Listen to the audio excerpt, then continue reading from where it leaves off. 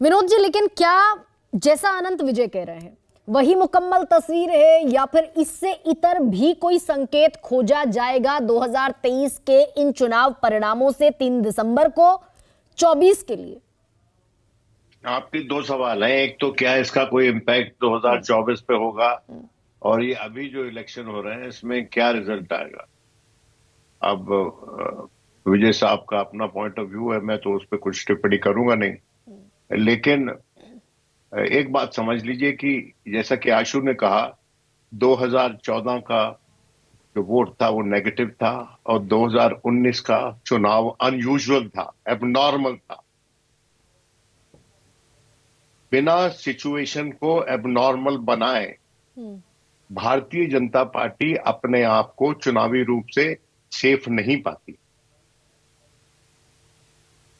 ये परस्पर आप देख लीजिए। और जिस तरह की अब बयानबाजी हो रही है, यहां तक कि पैलेस्टाइन और हमास भी मुद्दा है।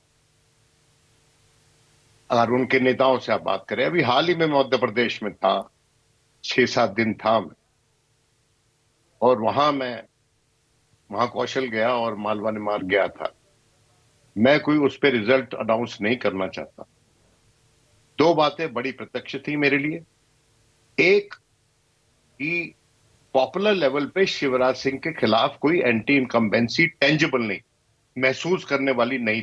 अच्छा। लेकिन दूसरी बात जो ज्यादा अहम, देखिए मध्य प्रदेश वाहद एक स्टेट है जो 2003 में, 2008 में, 2013 में पार्टी ने अपने दम पे जीती। उस वक्त मोदी जी शाह जी नहीं थे, लेकिन जब 18 को चुनाव हुआ तो वो हार गए। उस वक्त मोदी जी शाह जी थे। तो आज के दिन जो एंटी इनकम्बेंसी जो महसूस हुई हमें, वहां पर बीजेपी के कार्यकर्ताओं से बात करके हुई शिवराज के खिलाफ। ये अनयूजुअल सिचुएशन है भारतीय जनता पार्टी जैसी। ला ला ला ला ला ला ला ला ला ला। राहुल तन के साथ मन को जगाओ वी गार्ड वाटर हीटर्स के संग। वी गार्ड एक तंजीम के लिए, क्योंकि वो अपने आप को डिसिप्लिन पे आधारित पार्टी बताती है।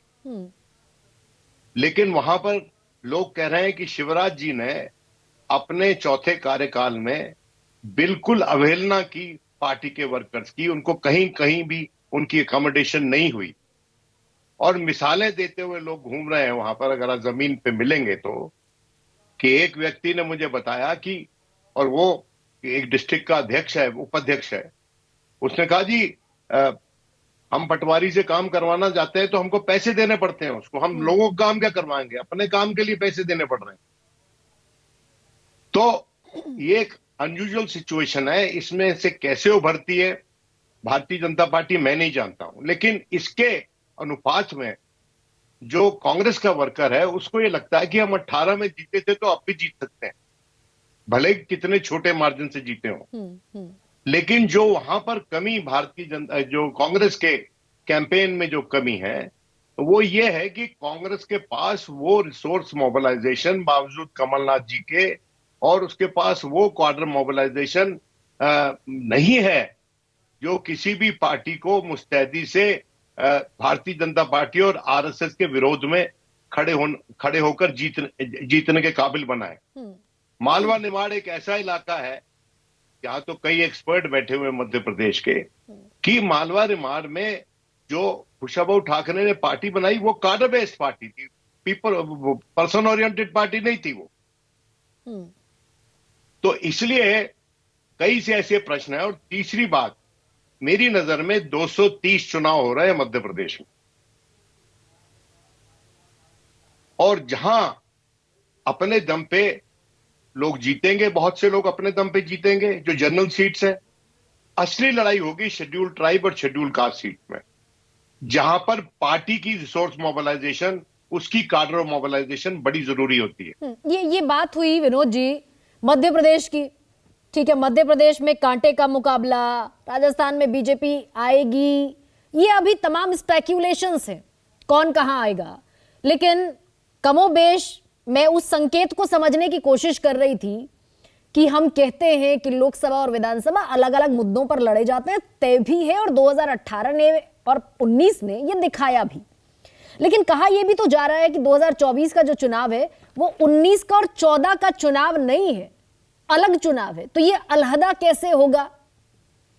ये अलहदा बनाया जा रहा है ना। अभी एक और इसमें इमोशनल मुद्दा खड़ा किया जा रहा है। भगवान राम के मंदिर का निर्माण हो गया, उसका उद्घाटन होगा, और आरएसएस की प्लान है कि सब जगह से महासभ उसका प्रसाद पूरी हिंदुस्तान में बांटा जाएगा, और हिंदुस्तान से, पूरे हिंदुस्तान से सामग्री लाकर वहां प्रसाद बनाया जाएगा। विभिन्न प्रकार की प्रक्रियाएं हैं। देखिए, भारतीय जनता पार्टी जो है उसके कई उसके चेहरे हैं, और उसका सबसे प्रमुख जो उसका फाउंटेन हेड है उसके उनसे भी ज्यादा चेहरे, और उनका हर चेहरा आज के दिन सक्रिय है। इस इलेक्शन को बावजूद ये क्लेम के कि हमारा जीडीपी बढ़ गया, अंतर्राष्ट्रीय स्तर पे हमारी ख्याति बढ़ गई और हमारी लीडरशिप बढ़ गई, और हम तो आज के दिन, हमको बड़े बड़े मुल्क जो है वो बड़े बड़े मसलों में इंटरवीन करने के लिए कहते हैं, लेकिन असलियत यह है कि जमीन पे भारतीय जनता पार्टी आज भी अपने आप को जो भावुक कर देने वाले मुद्दे हैं उन पे डिपेंडेंट पाती है, और किसी ठोस मुद्दे पे बहस नहीं कर रही है। और अब मैं इसको इंडिया अलायंस को इसके बीच में नहीं लाना चाहता। देखिए, बहुत सी भ्रांतियां इंडिया अलायंस के बारे में फैलाई जाती हैं। जहां तक मेरी अंडरस्टैंडिंग है, कभी भी इन्होंने चर्चा नहीं की कि हमारी कोई अलायंस असेंबली पोल्स में होगी। अलायंस की चर्चा हमें, क्योंकि आपने देखा होगा कि सीताराम येचुरी ने तो बाहर आके कहा है कि there is no question of an alliance, assembly alliance West Bengal में हमारे और टीएमसी के बीच में। तो ये असेंबली अलायंस के लिए नहीं था, ये लोकसभा अलायंस के लिए है। और आज के दिन जो आज व्यथित हैं अखिलेश जी, उनकी भी समझ में आ जाएगा, क्योंकि लगातार माननीय ये सरकार, किसी का नाम नहीं लेना चाहिए, ये काम कर रही है जिससे कि ये अलायंस मजबूत हो, टूटे नहीं। लेकिन विनोद जी ये भी तो है कि भाई ये सब अगर एक मुद्दे पर कहीं पर एक मत है तो मोदी को हटाने को लेकर एक मत है। नहीं जी, हाँ। एक मुद्दे पे इसलिए एक मत इस बात पे है कि अगर हम इकट्ठे नहीं हुए तो हमको जुदा जुदा कर ईडी, आईटी, सीबीआई इनके जरिए टांग दिया जाएगा। ठीक है, मैं ईडी पर भी आऊंगी। अगर ये अलायंस बनी है, इसका श्रेय पूरा भारतीय जनता पार्टी को जाता है।